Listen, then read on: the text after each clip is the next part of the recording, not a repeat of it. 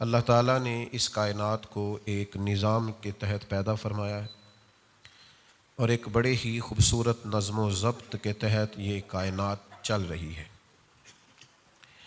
یاد رکھیے گا کہ نظم و ضبط، حسن کاری، خوبصورتی، سلیقہ مندی یہ کسی بھی کام کو خوبصورت بنا دیتی ہے، لیکن کوئی کام بھی اگر ڈھب اور سلیقے سے نہ کیا جائے، وقت گزارنے کے لیے اور اس موقع کو آگے بڑھانے کے لیے صرف کام کیا جائے تو کام تو ہو جاتا ہے لیکن اس کی خوبصورتی قائم نہیں رہتی۔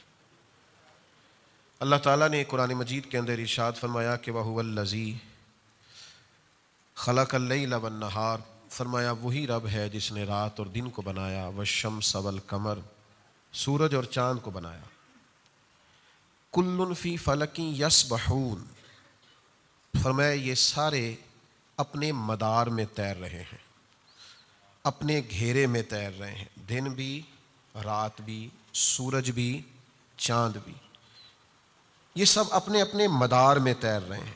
کوئی کسی کے وقت میں آتا نہیں، کوئی کسی کی جگہ لیتا نہیں، کوئی کسی سے ٹکراتا نہیں، اپنے اپنے مدار میں، اپنے اپنے گھیرے میں تیر رہے ہیں۔ جس طرح تیرنے والا دریا میں تیرتا ہے، اس طرح یہ اپنے اپنے مدار میں تیرتے ہیں۔ یہ سورہ انبیاء ہے، آیت نمبر 33۔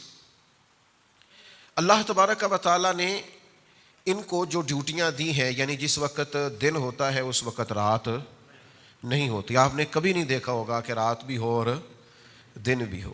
چاند ہوتا ہے تو پھر سورج اوٹ میں چلا جاتا ہے نظر، اپنے اپنے مدار میں۔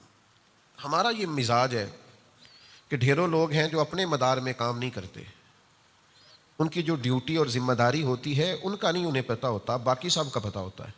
فلاں ٹھیک نہیں کر رہا، فلاں غلط کر رہا ہے، فلاں ذمہ داریوں کا احساس نہیں کر رہا، فلاں شعبے میں لوگ خراب ہو گئے۔ پہلے بھی شاید میں نے عرض کیا ہو، میرے پاس ایک دوست ایک دفعہ تشریف لائے، بڑے محبت والے ہیں اور ان کا یہ جوتے بنانے کا کارخانہ ہے، تو پوری دنیا پر تبصرہ کر رہے تھے اور کرنا چاہ رہے تھے۔ میں نے ان سے عرض کی بڑی محبت کے ساتھ، میں نے کہا آپ سارے کام چھوڑیں، آپ جوتے صحیح بنایا کریں، آپ ملک کا بہت اچھا فائدہ کریں گے۔ کوئی آدمی چلو ایک دفعہ آپ سے جوتے لے تو ایک سال نکل تو جائے، جوتوں والا خرچہ تو بچے۔ آپ غریب کی اتنی مدد بس کر دیں کہ جو آپ کر رہے ہیں اس کو صحیح کر کے کر دیں، تو باقی ساری دنیا کی فکر آپ چھوڑ دیں، جس کو اللہ نے جہاں رکھا ہے وہ اپنی ڈیوٹی کرے گا۔ دوسرے کے کام میں مداخلت کرنا نظم و ضبط کو توڑ دیتا ہے۔ یعنی آپ دیکھیے کہ جنگ احد میں مسلمانوں کو بظاہر نقصان کا سامنا کرنا پڑا، اس کی وجہ یہ بنی کہ نبی کریم صلی اللہ تعالیٰ علیہ وسلم نے بعض صحابہ کی ایک درے پر ڈیوٹی لگائی تھی۔ فرمایا جب تک میں نہ کہوں تم نے اس درے کو نہیں چھوڑنا، یہیں کھڑے رہنا۔ اب جنگ ختم ہو گئی، مسلمان کامیاب ہو گئے، مال غنیمت جمع ہونے لگا، تو بعض صحابہ نے اجتہاد کیا، انہوں نے کہا کہ یہ جو حضور نے فرمایا تھا نا جب تک میں نہ کہوں، اس کا مطلب یہ ہے کہ یہ جنگ کے ختم ہونے تک کی بات، تو اب تو ختم ہو گئی جنگ۔ اجتہاد کیا، رائے دی، تو جو ان کی ڈیوٹی تھی وہ ڈیوٹی چھوڑ کر وہ ذرا دوسرے کام پر آئے۔ اس کا نتیجہ یہ نکلا، صرف اپنی ڈیوٹی چھوڑ کے دوسری ڈیوٹی پہ آئے، اور اخلاص والے تھے، مخلص تھے، ایمان کے اعلیٰ درجے پر فائز تھے، ان کا ایمان کسوٹی ہے دوسروں کے لیے، دنیا کے سب سے عظیم لوگ تھے، لیکن صرف تھوڑی دیر کے لیے اجتہاد میں بھول ہو گئی اور اپنی ذمہ داری چھوڑ کے دوسرے کام پہ وہ لگ گئے، تو اس کا نتیجہ یہ نکلا کہ 70 صحابہ شہید ہو گئے۔ حضرت امیر حمزہ رضی اللہ تعالیٰ عنہ کا پورا وجود کٹ گیا، خود نبی کریم صلی اللہ تعالیٰ علیہ وسلم کو تکلیف آئی، دانت مبارک شہید ہوئے، وجود نور سے خون نکلا۔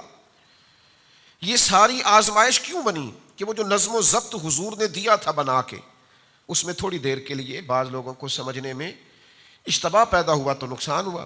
ہمارا آج پوری ملت کا اور قومی مزاج یہ بن گیا ہے کہ لوگ ذرا تھوڑا سا دوسروں سے ہٹ کے چلنا چاہتے، نظم و ضبط کے قائل نہیں ہیں، کسی ترتیب کو پسند نہیں کرتے۔ منظم طریقے سے کسی جگہ قطار بنانے کا عرض کر دیا جائے یا کسی جگہ کسی لائن میں آنے کا عرض کر دیا جائے تو بہت سارے لوگ ہوتے ہیں جو کہتے ہیں کہ بھئی میرے پروٹوکول کے اور میرے مزاج کے اور میری شان کے اور میرے فلاں کے خلاف ہے، اب میں یہ کروں گا۔ اچھا مزے کی بات یہ ہے، یہ جتنے بھی لوگ یہاں ہمارے ملک میں یہ کام کر رہے ہوتے ہیں نا کہ نہیں میرا حق ہی نہیں ہے، میں کیوں لائن میں کھڑا ہوں، یہی کسی اور ملک میں جاتے ہیں تو سب سے پچھلی لائن میں کھڑے نظر آتے ہیں، سارا پروٹوکول بھول جاتے ہیں, شان و شوکت بھول جاتے ہیں. نظم و ضبط ایک حصہ ہے.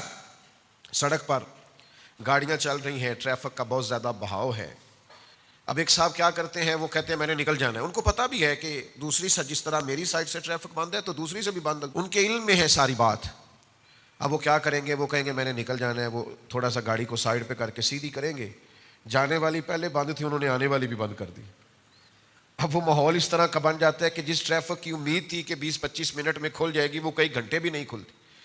تو نظم و ضبط کی پابندی ہمارے مزاج کا حصہ نہیں, اس کے نتائج ٹھیک نہیں نکلتے. جس خوبصورت دین کے ہم ماننے والے ہیں وہ سارا ہی نظم و ضبط کی بات کرتا ہے. یعنی نماز ہی پڑھنی ہے نا, اللہ کی عبادت ہی ہے نا. جس وقت وضو کر لوں میں, فجر پڑھ لوں, ہو جائے گی. عبادت کس کی؟ اللہ کو نہ اونگ آتی ہے نہ نیند آتی ہے. اس کا دروازہ کرم کبھی بند نہیں ہوتا. بندے کا دل کر رہا ہے کہ رات کے 2 بج گئے, دل کر رہا ہے میں فجر پڑھ لوں, ہو جائے گی. کیوں؟ جس رب کی عبادت کرنی ہے وہ تو بیدار ہے, حی اور قیوم ہے. آپ دیں سجدے جا کے, اس کا کوئی ٹائم تو نہیں قبول کرنے کا. لیکن وہ کہتا ہے ان الصلاۃ کانت علی المؤمنین کتابا موقوتا, بے شک ہم نے نماز مومنوں پر مقررہ وقت پہ فرض فرمائی ہے. آپ وقت سے صرف 5 منٹ بعد بھی فجر کی نماز پڑھیں گے تو نماز نہیں ہوگی. آپ کہیں کہ جناب میرا بڑا دل کر رہا ہے اور دن کے ابھی 11:30 ہوئے ہیں تو میرا دل ہے میں زور پڑھ لوں تو ہو جائے گی. تو آپ کہیں نا کہ یا اللہ تو قبول کرنے والا, مہربانی کر نہ قبول, تو کریم بڑا ہے, مہربان بڑا ہے. ہمارے ہاں نظم و ضبط کا, یہ بخاری مسلم میں حدیث ہے, نبی کریم صلی اللہ تعالی علیہ وسلم نے نا, ایک تو نماز مقررہ وقت پہ فرض ہے, پھر سرکار دو عالم علیہ السلام نے نا اس کے آداب پورے بیان کیے. یعنی آپ کا جسم بھی پاک ہو, لباس بھی پاک ہو, آپ جہاں نماز پڑھ رہے ہیں وہ جگہ بھی پاک ہو, آپ کا منہ بھی قبلے کی طرف ہو, ساری شرائط پائی جائیں, آپ کی نیت بھی موجود ہو. یہ ساری باتیں موجود ہوں گی, پھر آپ ارکان ٹھیک ادا کریں گے, آپ قیام درست کریں گے, رکوع ٹھیک کریں گے, سجود ٹھیک کریں گے. یہ سارا کچھ آپ کریں گے تو نماز ہوگی. بخاری مسلم میں حدیث ہے, ایک شخص نے حضور کے سامنے نماز پڑھی, لیکن اس نے وہ مطلوبہ شرائط جو نماز کے لیے ضروری ہیں وہ ادا نہیں کی. تو اللہ کے حبیب نے فرمایا واپس جاؤ اور دوبارہ نماز پڑھو. حضور نے فرمایا, سرکار نے یہ نہیں فرمایا کہ تو نے جیسی بھی پڑھی ہے, اب چونکہ میرے سامنے پڑھی ہے تو میں کرتا ہوں دعا تیری قبول ہو جائے گی. آپ بات کو سمجھیں. حضور علیہ الصلوۃ والسلام اللہ کے محبوب مطلق ہیں.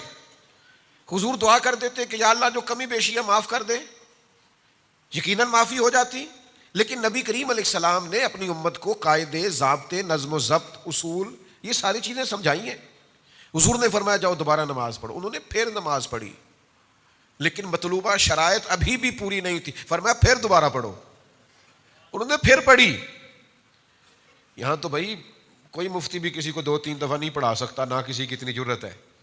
وہ کہتے ہیں مولوی تو قبول کرنی, اے اللہ نے کرنی, اتنی طاقت ہی نہیں کسی کو کوئی کہہ سکے. 3 بار حضور نے اس سے کہا دوبارہ پڑھو, دوبارہ پڑھو, دوبارہ پڑھو. انہوں نے 3 بار نماز دوبارہ پڑھی, اور چوتھی بار پھر حضور نے سمجھایا کہ یہ کمیاں ہیں, دور کرو گے تو اللہ تمہاری نماز قبول فرمائے گا.